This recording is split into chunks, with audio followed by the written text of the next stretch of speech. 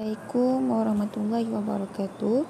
InsyaAllah hari ini kita akan belajar tajuk Qawaid, itu tata bahasa dalam mata pelajaran Al-Lughatul Arabiyyah Al-Mu'asirah tingkatan 3. Okey. So tajuk pertama kita hari ini adalah Al-Kalimat wa Aqsamuha. Okey, sebelum saya terangkan apa itu kalimat wa aqsamuha, saya akan terangkan kat kamu apa yang dimaksudkan dengan al-kalimah. Okey.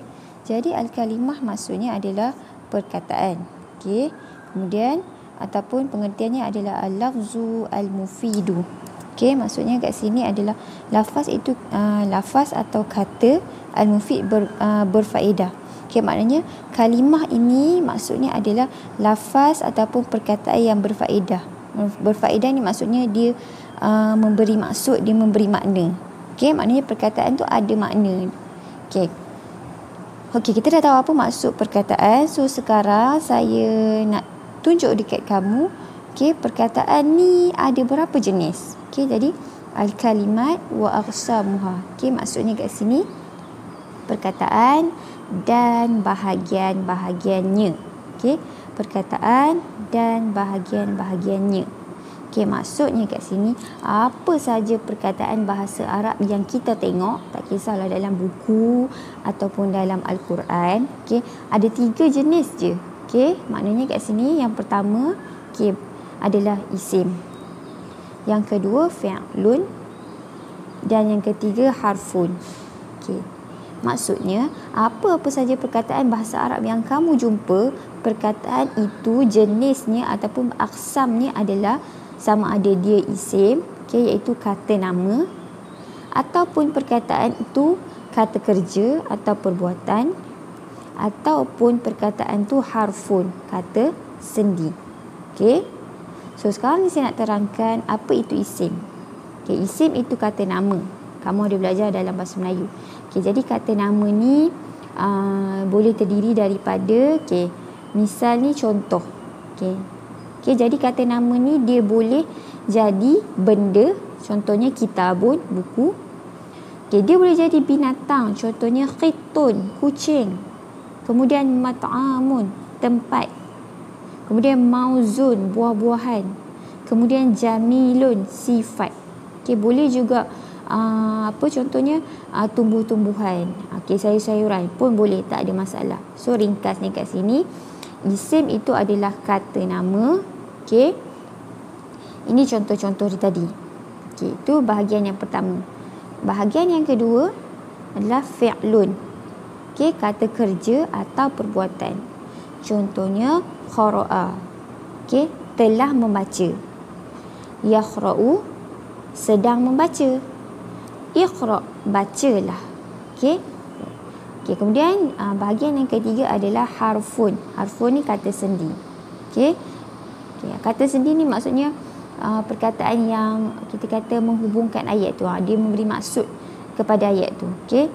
Dan lagi satu, kata sendi ni dia tak boleh berdiri tanpa perkataan lain. Okey. Kalau kita sebut dia saja, kita takkan faham ayat tu. Contoh, kamu bercakap dengan orang, tiba-tiba kamu sebut ke. Okey, orang takkan faham apa, mesti orang akan persoalkan ke apa. Okey, so harfun ni adalah kata sendi. Okey, dan dia tak boleh berdiri tanpa perkataan lain. Dia kena ada perkataan lain. Okey, jadi contoh-contohnya adalah min daripada, ila kepada, ain tentang, ala atas, fi pada, bi dengan, li untuk. Okey, so sebelum saya pergi kepada tajuk yang lain, okay, saya sebut lagi sekali, okay, dalam bahasa Arab, semua perkataan yang kita jumpa, tak kisah dalam buku ataupun dalam Al-Quran, hanya ada 3 jenis sahaja perkataan tu. Okey. Okay, dan jenisnya adalah yang pertama kata nama, yang kedua kata kerja, dan yang ketiga kata sendi. Okey.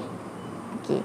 Okey, so sekarang kita pergi kepada alamatul ismi. Kita pergi kepada alamatul ismi. Tadi kita dah tengok perkataan ada 3 jenis, isim, fi'lun dan harfun. Okey, so kita pergi kepada isim. Okey, yang tadi ni isim. Okey, isim. Kita nak tengok macam mana kita nak kenal isim. Okey, maksudnya bila kamu baca Al-Quran, kamu baca buku bahasa Arab, macam mana kamu nak tahu perkataan tu adalah kata nama? Okey, so ini. Okey, so alamatul ismi. Okey, maksudnya tanda-tanda kata nama. Okey, saya zoom sikit. Okey, tanda-tanda kata nama. Okey. Tanda-tanda kata nama. Okey, tanda-tanda kata nama dalam bahasa Arab ada 5. Okey. Okey, yang pertama at-tanwin.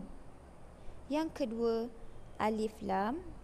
Yang ketiga ba'da huruf al-jar. Yang keempat al-idhafah. Dan yang ketiga at-ta'u al-marbutah.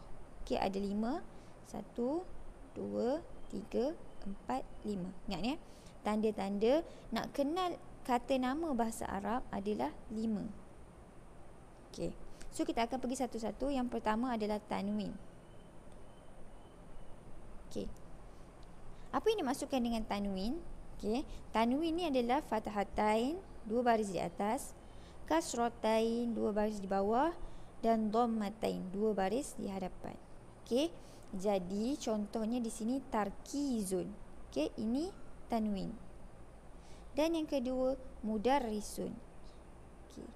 Jadi maksudnya kat sini, bila kamu tengok perkataan bahasa Arab, kalau perkataan tu ada tanwin, maknanya perkataan tu confirm isim. Okey. Tanda yang kedua pula adalah alif lam. Okey, alif lam.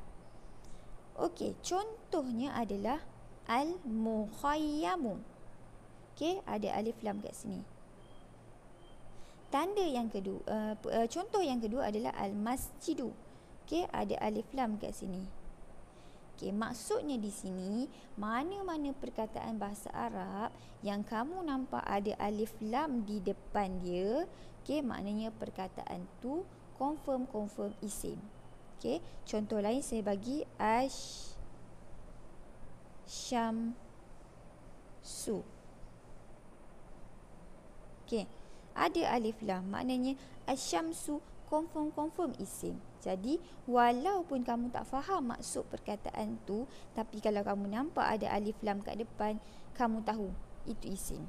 Okey, kita tengok pada contoh yang ketiga.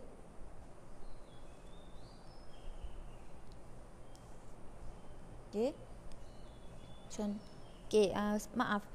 Tanda yang ketiga. Okey, tanda isim yang ketiga adalah ba'da hurufil jar. Ba'da maksudnya selepas huruf al-jar, kata sendi. Okey, selepas kata sendi. Maksudnya dekat sini, mana-mana perkataan selepas kata sendi, perkataan itu confirm isim. Okey, contohnya fil madrasati. Okey. Fi ini kata sendi. Jadi perkataan selepasnya confirm isim. Sama juga dengan bismi, kita baca hari-hari kan. Okey, contoh surah Al-Fatihah ke surah-surah lain ke, bila kita baca bismillah. Okey, so bi ini huruf jar. Okey, jadi selepasnya adalah ismi. Ismi ini confirm isim sebab dia datang selepas huruful jar. Okay, jadi ingat, tanda isim yang ketiga adalah selepas huruf jar. Okey, tanda yang keempat pula. Okey, sekejap Okey. Tanda yang keempat adalah al-idhafah. Idhafah ni maksudnya perkataan yang bersandar. Okey. Contohnya adalah mudirul madrasah. Okey, so saya terangkan sekali lagi, idhafah adalah perkataan yang bersandar ataupun kita kata perkataan itu menerangkan perkataan sebelumnya. Okey, sandaranlah. Okey. Okey, contohnya mudirul madrasah. Kalau kita tutup ni saja, okey, dia akan jadi pengetua. Tapi bila ada al-madrasah, okey, perkataan ini bersandar pada mudir. Jadi dia menerangkan pengetua ini adalah pengetua sekolah. Okey, jadi orang tahu, oh, pengetua sekolah. Okey, faham? Okey, so maknanya sandaran ini adalah perkataan yang bersandar dan dia menerangkan perkataan sebelumnya. Okey, jadi al-madrasah ini adalah isim. Okey, yang kedua, contoh yang kedua, kuratul khadami. Kalau saya tutup khadam, okey, dia jadi bola je. Okey, so sekarang ni bola ada banyak. Okey, bola ada, kita ada bola sepak, kita ada bola jaring, kita ada bola tampak. Okey, tapi dengan adanya perkataan al-khadami, okey, perkataan khadam ini menerangkan bola ini, jadi supaya kita tahu bola apa. Okey, so al-khadami ini adalah bersandar kepada perkataan bola. Okey, tujuannya nak menerangkan ini bola apa. Okey, so jadi kuratul qadami, bola sepak. Jadi al-khadam ini adalah isim. Okey. Okey, so saya ulang, idhafah ni adalah perkataan yang bersandar. Okey, dia menerangkan perkataan sebelumnya. Okey, contohnya saya bagi contoh mudarris.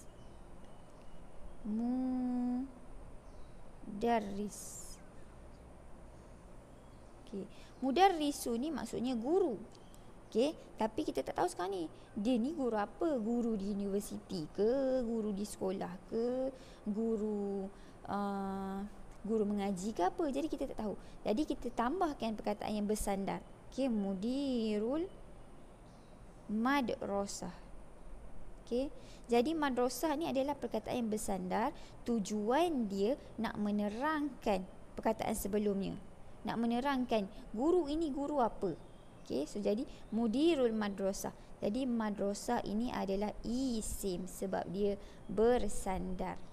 Okay. Dan tanda isim yang terakhir, alamatul isim yang terakhir adalah at-ta'u al-marbutah. Apa dia ta marbutah? Okay. Ni dia, ini ta marbutah, ta yang kita kata tertutup ni. Okey, jadi contohnya kat sini, misal contohnya sa'idatun. Jadi mana-mana perkataan yang kamu nampak ada ta marbutah di hujung, maknanya perkataan tu isim. Ataupun contohnya jamilatun.